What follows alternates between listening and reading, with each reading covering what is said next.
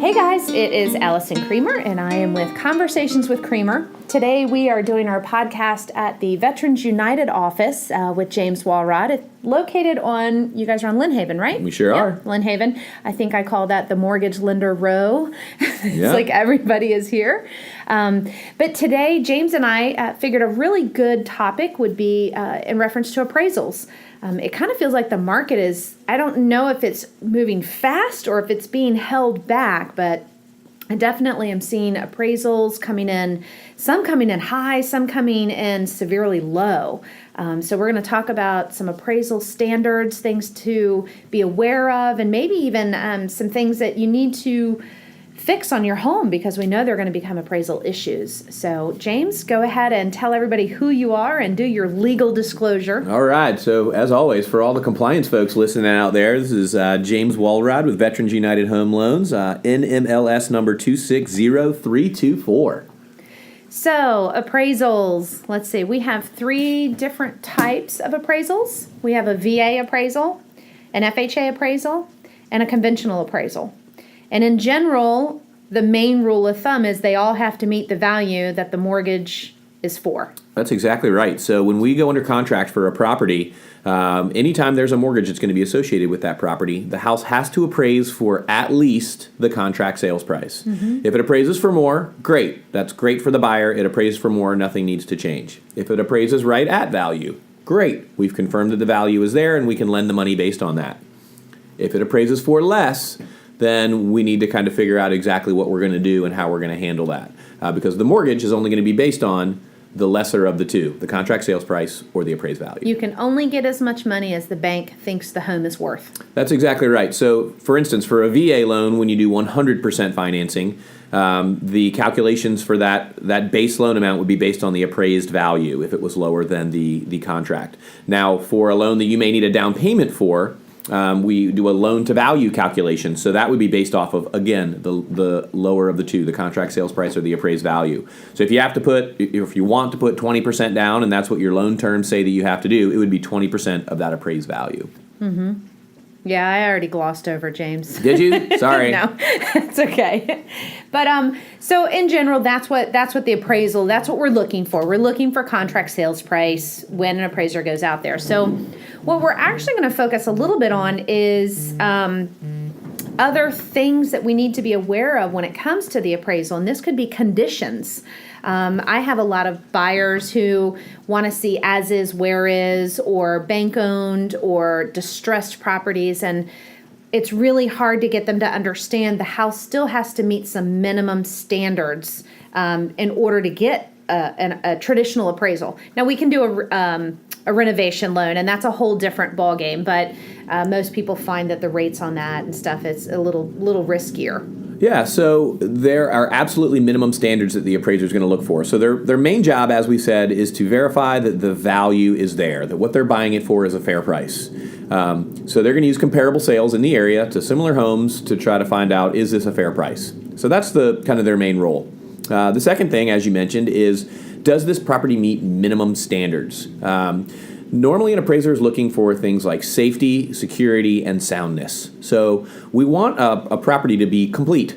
There can't be a bathroom that's ripped out of it and not put back. Because as they try to go compare this house to a two-bathroom house, well, the one we're looking at is really only one bathroom because one of them's ripped out. Mm-hmm. So it becomes very difficult. Safety standards are very important. So things like broken windows, electrical wires hanging down, any kind of unfinished work that could be a safety hazard. Handrails are a big one. Mm-hmm. We see a lot of handrails that get on there, and those are based on, I think, the height of the steps, the number of the steps, that kind of thing, and each appraiser knows those standards to look for. So what I always tell people is, you want to look for a house that's livable, something you could realistically move into. Ugly has nothing to do with appraisal. It can be ugly. It can be old. It can need some love. It can need a little bit of work. But realistically, somebody has to be able to move in. So if they're okay with the carpet being a little bit ugly or a little bit dirty or the countertops being from 1962, that's okay, as long as it's a livable, functioning home. Mm-hmm. Then usually it will meet the minimum property standards. So I've had instances, So we talked about livable. Now, flooring that is ripped, torn, or overly stained, even though you're going to rip it out, that's going to be a health and safety issue. So we've had instances where a seller might have had some ripped vinyl in a kitchen. They did have to go put some kind of flooring back. So again, like you said, livable. It may not be pretty, but it has to be reasonable. Yeah, with flooring is there to protect the subflooring. So if it's ripped up, then any bit of water can get in there. There can be all kinds of other problems that can come. So you're usually going to see an appraiser that wants to know things are complete. There is floor coverings in each room. Mm-hmm. Now it can be, like you said, it can be old vinyl. Inexpensive vinyl. Yep. It doesn't have to be carpet. It doesn't have to be beautiful. It could be ugly vinyl. That's right. As long as it's intact. That's right. So when I go and help a buyer select a house as an agent, what I'm looking for, and I know appraisal standards have changed, but in general, these things, I usually walk the perimeter of the house. I'm looking for handrails, just so that we're aware if they're there or not. I'm looking at all the windows to see if they're fogged over or broken, cracked. I'm looking at all the soffits and window sills to see if there's anything that it needs to be scraped and painted or any wood rot. I'm looking at the heat and air unit on the outside to see if it's in decent condition, hasn't been, damaged, things of that nature. So then when we get inside the house, I'm making sure that the kitchen has a stove, because I know that that's a big one. You've got to have a working appliance in there. It doesn't have to have a dishwasher or a refrigerator, but it does have to have a stove, Yep, correct? You got to be able to cook ramen noodles at least. Exactly. I'm looking at the flooring to make sure that it isn't ripped up and destroyed. And then we usually, I believe all appraisals require, I'm not going to say all, but the vast majority of traditional appraisals, all the plumbing needs to be working. The heat needs to be working, correct? Generally speaking, all systems of the home should be in working order. So that means the electrical system should be working, the plumbing system should be working, and any heating and HVAC systems that are there should be working. Yep. Mm-hmm. So when you may be a seller getting ready to prepare your house for sale, these are things that you're going to want to at minimum walk around your house and ensure that all of these things are intact. Well, again, we said they don't have to be new and updated. They have to be in working condition and reasonable. Yeah, absolutely. And there's really kind of two strategies there. One, you can kind of be a seller who says, I'm going to make it really pretty and do all the things that I think could possibly come up front. Well, that would be someone who's probably going to spend quite a bit of money and maybe even risk spending money on things that the appraiser may not have hit. Or the other camp would be somebody who says, I'm not doing anything and I'll just wait for the appraiser to hit it, at which point they are now appraisal required repairs, and they are part of the contract. They are part of being able to sell this house. Now, when you say appraisal required repairs, we want to make sure that people understand these are things that have to be done before the closing. They are not things that can be done after closing. They're not negotiated after closing with escrows. They actually have to be complete before that appraiser can sign off and the buyer can get their money. That's correct. One of the contingencies in your contract is going to be a satisfactory appraisal of the subject property. And if there are repairs that are required, we don't have a satisfactory appraisal of the subject property. So the process for that would be the repairs get complete, or they get found by the appraiser, then they get completed by the seller or by the seller's contractor. And then the appraiser actually goes back out and puts their eyes on those repairs in most cases to say, yep, these are complete. It is now satisfied. We have a good appraisal. Now, speaking with a financial head, that appraiser is going to charge a reinspect fee. They are. So if you are buying a house that you know beyond a shadow of a doubt has these problems, when we're negotiating the contract, we might want to consider who's going to be taking care of that reinspect fee. Yep. So that's a dollar amount right there. That's right. It's usually about $100 or so, which isn't the end of the world. But if they go out there to charge $100 to put their eyes on it and everything's not fixed, then they got to go back out there again, and that's going to be another reinspect fee. Yeah. So it is important to make sure that they're all done once that appraiser does go out there. Now, Alison did mention escrow. That sometimes is a possibility. That's on a case-by-case type thing.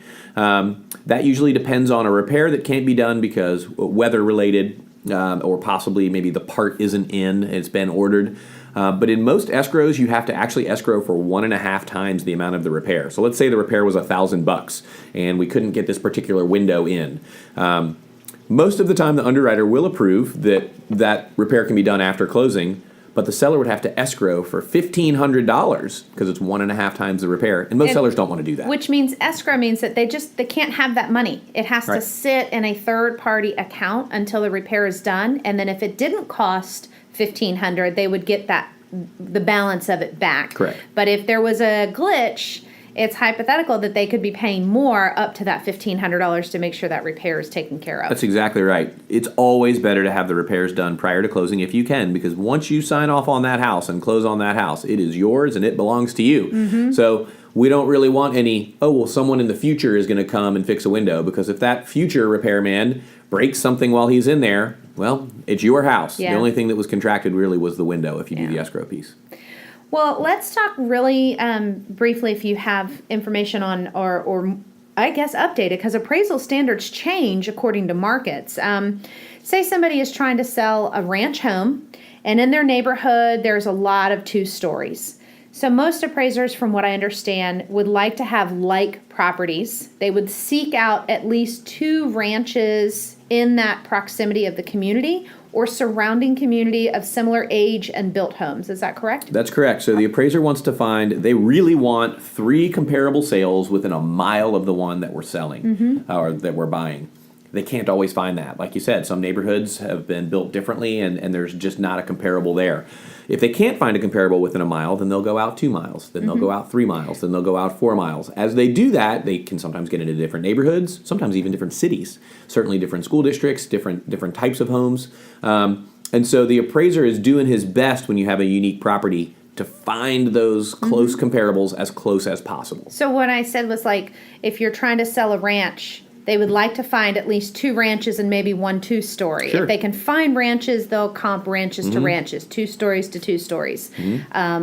1960s to 1960s if they can. You're not going to comp a 1960 home to a brand new home, especially if you can kind of go out in those circles looking for something that's going to be of similar age, build, style. And that's what I want some sellers to understand, and buyers, especially if they're putting their eyes on a unique property. Just because 3 neighborhoods over, they're new construction and they're selling for more, doesn't always make your house worth more. Absolutely. If you live in a neighborhood that's a $200,000 neighborhood, that's the average sales price in the neighborhood, and you live, you love your house and you add a 2,000 square foot addition to it because you want to stay there, it doesn't necessarily mean that house is now worth $400,000, because the houses around it definitely are taken into consideration for the appraisal. Yeah. And the appraiser is going to have a subjective view on, okay, how much is it worth? Are there comparables in the area that do support the higher value that you're trying to sell it for? So I'm going to just throw Zillow under the bus real fast as we wrap up. Sure. When Zillow uses comparables, I've happened to notice that they don't always use similar build, age, and style. They use almost rings, circles, targeting that neighborhood and then surrounding areas. So those Z estimates are not always accurate. A good agent is going to help you decide like properties, similar builds, and maybe even bounce around neighborhoods just a little bit. We don't work in just a circle. That's right. A good agent, whether you're using them to purchase a home or sell a home, is going to do kind of some of the similar upfront work that an appraiser is. They are going to find comparable sales and present those to you to show you this is what the market value of this house is worth. And Zillow's not always right. And Zillow's not always right. Well, James, I appreciate this. I definitely hope it helps some people understand why agents say the house is worth this or that, or there are certain repairs that need to be done that maybe some people just don't understand why. And also, as we have these new buyers coming into the market and they're wanting to buy these distressed homes, they have to understand that they might not be able to qualify for that traditional loan. Sure. Yep. Absolutely. The house has got to be a livable home. It's got to be something that you can move into. Otherwise, you may end up with some appraisal required repairs that need to be done by the seller. Well, anything else? That's it. Thanks so much for listening. All right, guys. Have a good day.